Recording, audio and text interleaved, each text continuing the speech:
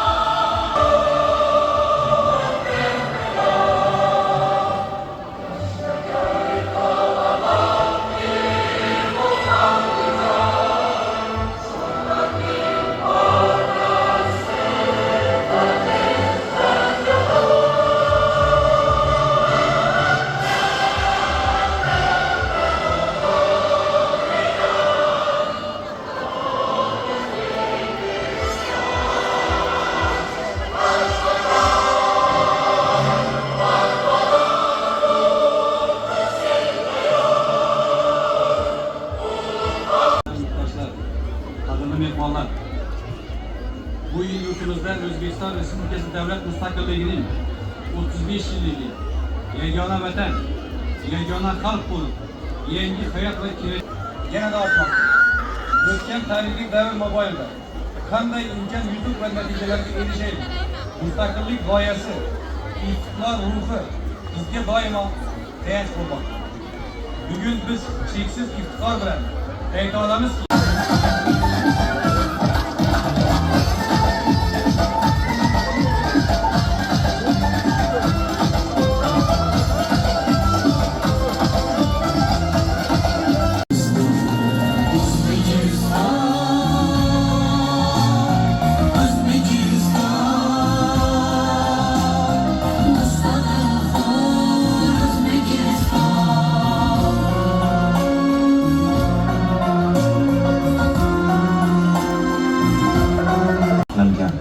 yillarda 6000 dan ziyod fuqaro oqlofga erishdi. Propiska va obyekt cheklovlari bekor qilindi.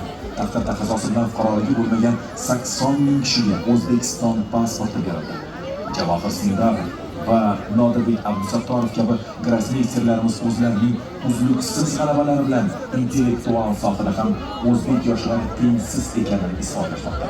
Boks, dzyudo, shaxmat kabi sport turlarida o'zbek brendi yaratildi. Parij Olimpiadasida 8 ta oltin, 13 ta medal, mamlakat tarixidagi eng katta natija bu. O'zbekiston futbol terma jamoasi tarixda ilk bor jahon chempionati uchun. Ma'naviy sohada ham yangi O'zbekistonning yangi qiyofasi shakllanadi.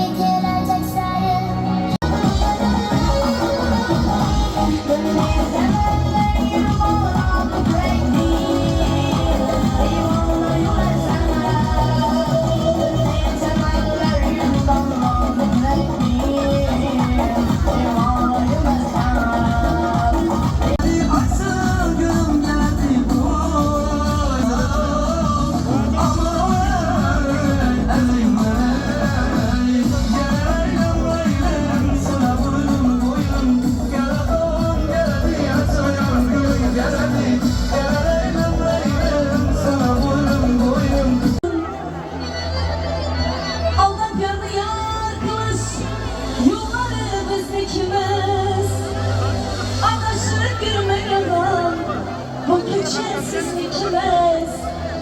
Aldatçılı yargılar.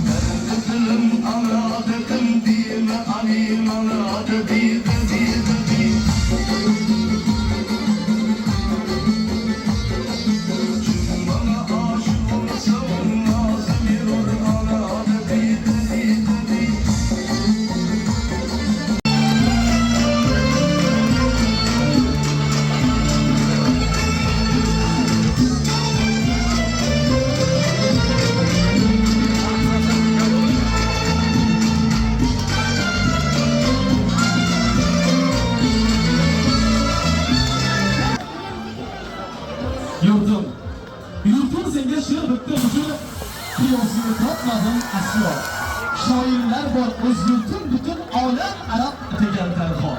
Ular she'ri usti ko'p yiroq, qanotida kumush piyoli. Bir o'lka bor dunyoda biroq bitilmagan dastondir bori. Faqat ojiz qalamim mening O'zbekiston vatanim mening. O'zbekiston serquyosh o'lka. O'zbekiston nurli zamin. O'zbekiston kindik qonun.